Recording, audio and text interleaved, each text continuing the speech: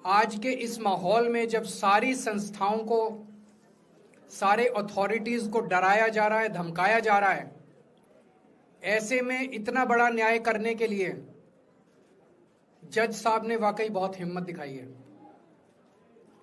मैं उन सभी वकील भाइयों का धन्यवाद करना चाहता हूं जिन्होंने एक एक कदम हम लोगों का साथ दिया, हमारी ये लड़ाई न्यायालय में लड़ी।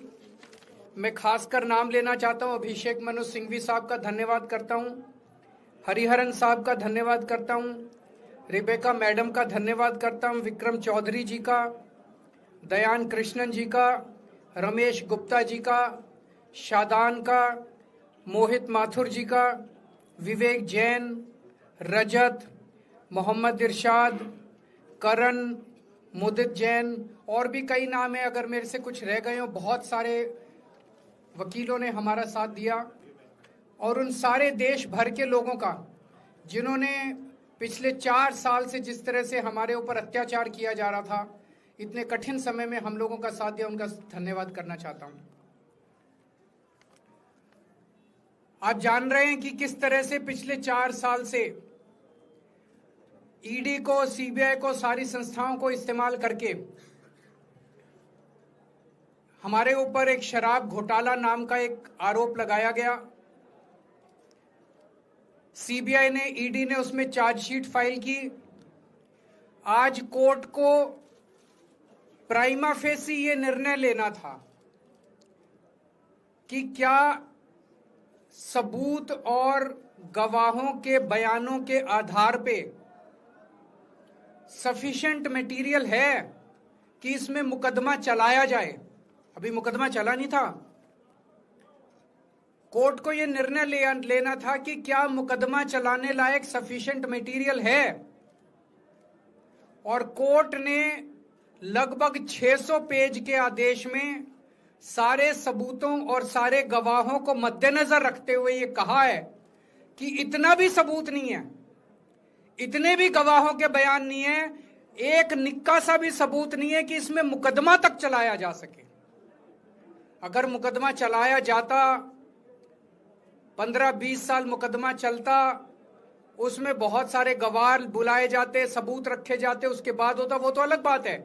कोर्ट का ये कहना है कि इतना टुच्चा केस है, इतना फर्जी केस है, इतना बेकार केस है, इतना गलत केस है। ये मैं नहीं कह रहा, ये भाषा है। आप कोर्ट का ऑर्डर पढ़िए, ये ऑर्डर जो है ये ऐतिहासिक ऑर्डर है।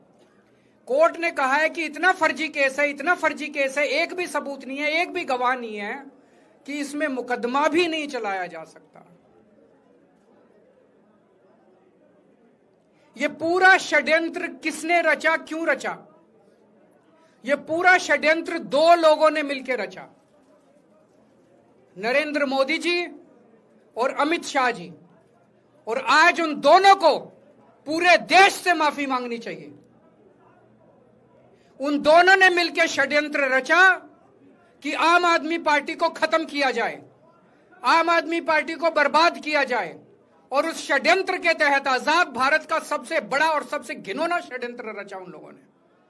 वो देख रहे थे कि दिल्ली में वो हमें नहीं हरा सकते। वो देख रहे थे कि दिल्ली की जनता हमारे कामों से बहुत खुश है। वो देख रहे थे दिल्ली में कामों की राजनीति के आधार पे वो कहीं खड़े नहीं होते, तो उन्होंने एक षड्यंत्र रचा। जनता जानती है कि केजरीवाल ईमानदार, उन्होंने कहा केजरीवाल की ईमानदारी पे चोट करो। जनता जानती है कि आम आदमी पार्टी ईमानदारी, उन्होंने कहा आम आदमी पार्टी की ईमानदारी पे चोट करो। उन्होंने आम आदमी पार्टी को खत्म करने के लिए षड्यंत्र रचा और बोले केजरीवाल बेईमान है, केजरीवाल बेईमान है, केजरीवाल बेईमान है, केजरीवाल ने शराब घोटाला किया, केजरीवाल पैसे खा गया, केजरीवाल ने 100 करोड़ रुपए खा लिए।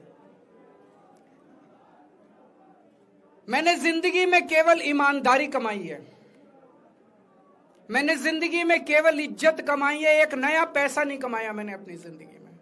इन लोगों की तरह नहीं हूं मैं। मैंने जिंदगी में एक नया पैसा नहीं कमाया, केवल ईमानदारी कमाई है। और ये उस ईमानदारी के ऊपर चोट करना चाहते थे, उसके लिए इन्होंने षड्यंत्र रचा था।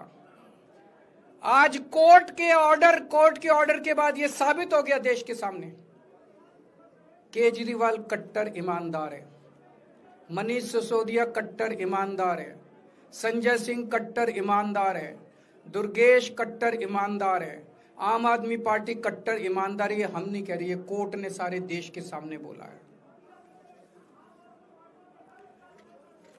कई लोग ये कहते हैं जेल से आने के बाद केजरीवाल चुप क्यों हो गया, केजरीवाल गायब हो गया, केजरीवाल कहां गया। मैं कोई नेता नहीं हूं, मैं कोई पॉलिटिशियन नहीं हूं। पॉलिटिशियन को फर्क नहीं पड़ता, उनको 4 गाली दे दो, मोटी चमड़ी होती है उनकी। मेरे को, मैंने जिंदगी में केवल ईमानदारी कमाई है। मेरे को जब कोई बेईमान बोलता है मुझे फर्क पड़ता है। मेरे को जब जेल भेजा जाता है, मेरे परिवार के ऊपर ताने मारे जाते हैं, मेरे को फर्क पड़ता है। केजरीवाल को फर्क पड़ता है। इसलिए मैंने तय किया था कि जब सारे देश के सामने मैं निर्दोष साबित हो जाऊंगा तब तक मैं चुप रहूंगा। आज मेरे दिल से बहुत बड़ा बोझ उतर गया। मैं मोदी जी को कहना चाहता हूं, मोदी जी आपने हमारे ऊपर इतने केस कर लिए, आपने ईडी छोड़ दी, आपने सीबीआई छोड़ दी, आपने पुलिस छोड़ दी, आपने इनकम टैक्स छोड़ दिया हमारे पीछे, आपने जेल भेज दिया हमारे 5 सबसे बड़े नेताओं को। आम आदमी पर एक समय ऐसा था जब आम आदमी पार्टी के सबसे टॉप के 5 नेता जेल में थे एक साथ।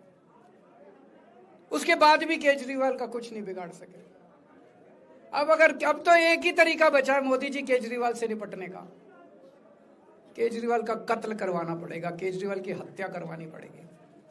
उसके अलावा अब केजरीवाल आपसे संभलने वाला नहीं है। अब आपके बस का नहीं है केजरीवाल, आपने सब कुछ करके देख लिया, अब केजरीवाल का कत्ल ही करवाना पड़ेगा। और एक तरीका है, मैं पहले भी बोल चुका, लेकिन वो मोदी जी के बस का नहीं है। मैंने 500 स्कूल बनवाए दिल्ली में, आप 5000 स्कूल बनाओ। मैंने दिल्ली की सड़कें अच्छी करी, आप पूरे देश की सड़कें ठीक कर दो, देखो केजरीवाल को कोई पूछेगा ही नहीं। केजरीवाल ने 200 मोहल्ला क्लिनिक बनाए, आप 20,000 मोहल्ला क्लिनिक बनाओ। आप तो देश के प्रधानमंत्री हो, अरे अच्छे काम करो ना। वो नहीं होता मोदी जी से, वो मोदी जी से नहीं होता।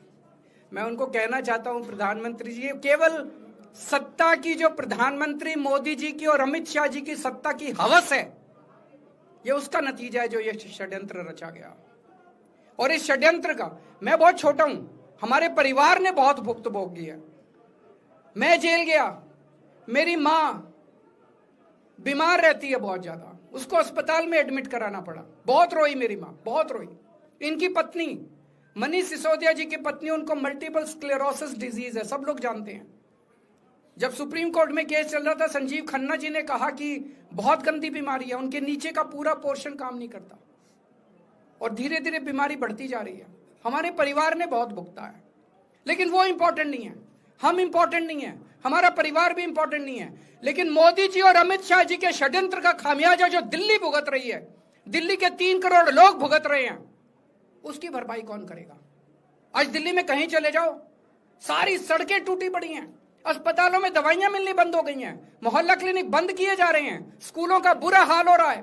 पूरे दिल्ली में पोल्यूशन इतना ज्यादा कभी दिल्ली की जनता ने नहीं देखा था। यमुना का बहुत बुरा हाल हो गया है। एक चीज बता जो तो दिल्ली में इन्होंने ठीक करी हो, पूरी दिल्ली का बेड़ा गर्क कर दिया। सबसे बड़ा खामियाजा मोदी जी और अमित शाह जी की सत्ता की हवस, उसका सबसे बड़ा खामियाजा दिल्ली के 3 करोड़ लोगों ने भुगता है। दिल्ली के लोगों से जाके पूछो।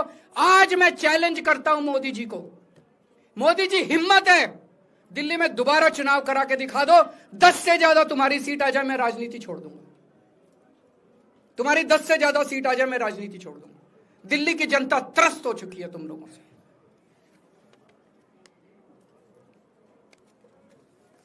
मैं मोदी जी को कहना चाहता हूं, अगर आपने सत्ता हासिल करनी है, कुछ पॉजिटिव काम करके सत्ता हासिल करो। आज देश के सामने इतनी बड़ी बड़ी समस्याएं हैं। आज देश का युवा दुखी है, देश का व्यापारी दुखी है, देश का उद्योगपति दुखी है। आज अमेरिका हमें आंखें दिखा रहा है। मोदी जी की हिम्मत नहीं है जो ट्रंप के खिलाफ एक शब्द बोल दे। ट्रंप के खिलाफ रोज ट्रंप गालियां देता है मोदी जी को, रोज ट्रंप गालियां देता है भारत को, रोज ट्रंप गालियां देता है हमारे देश को। मोदी जी के हमारा प्रधानमंत्री भीगी बिल्ली बना हुआ है। अरे देश संभालिए ना, आपको हमने देश चलाने को दिया था और आप केजरीवाल में उलझ गए, आप आम आदमी पार्टी में उलझ गए। पॉजिटिव काम करके सत्ता हासिल कीजिए, ये नेगेटिव काम करना बंद कीजिए। अगर आपके कोई 1-2 प्रश्न है तो। क्या आपको उम्मीद है कि आप ईडी के मामले को भी ईडी मामला खत्म हो गया। सीबीआई के मामले के बेस पे ईडी था, वो अब फॉर्मेलिटी बची है। हम अगले हफ्ते एप्लीकेशन डालेंगे, ईडी का मामला खत्म हो जाएगा। कांग्रेस कह रही है कि ये बीजेपी ने जो है कांग्रेस को नुकसान पहुंचाने के लिए आपको जो है राहत दिलवा दी है। मैं आपसे पूछना चाहता हूं, केजरीवाल जेल गया, रॉबर्ट वाड्रा जेल गया, संजय सिंह जेल गया, क्या राहुल गांधी जेल गया? मनीष सिसोदिया जेल गया, सोनिया गांधी जी जेल गई? किस मुंह से बात करते हैं? शर्म नहीं आती कांग्रेसियों को? ले जाए, ले जाए, वो तो ले जाए, उनका हक है। सुप्रीम कोर्ट भी जाएंगे, हाई कोर्ट भी जाएंगे। जैसे निचली कोर्ट में न्याय हुआ, ऐसे ऊपरी कोर्ट में भी न्याय हुआ। जब कोई सबूत है ही नहीं, जब कोई गवाह है ही नहीं, तो ऊपर के कोर्ट में भी कहां से लाएंगे सबूत, कहां से लाएंगे गवाह? आज कोई छोटा मोटा उन्होंने डिस्चार्ज कर दिया है हमें, उन्होंने कहा है कोई आरोप ही नहीं बनता। इसके अलावा जो इन्वेस्टिगेटिंग ऑफिसर है, इन्वेस्टिगेटिंग ऑफिसर सीबीआई के ऊपर उन्होंने, कोर्ट ने टिप्पणी की है कि सीबीआई अपने दोषी अधिकारियों के खिलाफ डिसिप्लिनरी एक्शन, कभी ऐसा ऑर्डर देखा है? इसका मतलब कितना फर्जी मुकदमा था कि सीबीआई के अफसरों के खिलाफ डिसिप्लिनरी एक्शन लिया जाएगा। आप कुछ कहना चाहते हैं? सर, बीजेपी कह रही है कि आप